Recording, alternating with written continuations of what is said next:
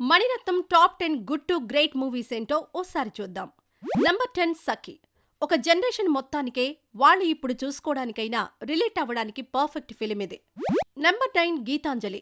ఇద్దరు ప్రాణాంతక వ్యాధిగ్రస్తుల చుట్టూ ఈ కథ తిరుగుతుంది.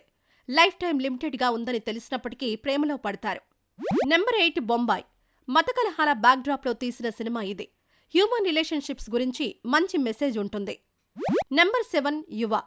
ఈ సినిమా సమాజంలోని 3 డిఫరెంట్ యంగ్ పర్సనాలిటీస్ స్టోరీలను చెబుతుంది. నెంబర్ 6 ఓకే బంగారం. లివింగ్ రిలేషన్షిప్స్తో మొదలైన వీరి జర్నీ, మ్యారేజ్ అండ్ కెరీర్ పట్ల ఉండే కాన్ఫ్లిక్ట్స్ను చాలా బాగా చూపించారు. నెంబర్ 5 మౌనరాగం. ప్రియుడి గత జ్ఞాపకాలు, ప్రజెంట్లో హస్బెండ్తో అంతర్గత సంఘర్షణలు, ఒక హీరోయిన్ పర్ఫెక్టీలో రివీల్ అయ్యే love story. Number 4 Amrutha. Socio political themes and child emotions, ఈ రెండింటి పర్ఫెక్ట్ ఫ్యూజనే ఈ సినిమా. నెంబర్ 3 దళపతి. ఒక మనిషికుండే అన్ని రకాల ఎమోషన్స్ ఈ సినిమాలో ఉంటాయి. నెంబర్ 2 నాయకుడు. ఒక కామన్ మ్యాన్ అండర్ వరల్డ్ డాన్గా ఎలా కాగలిగాడు, అది ఆయనకు చేసిన నష్టాన్ని కూడా చక్కగా చూపించారు. నెంబర్ 1 రోజా.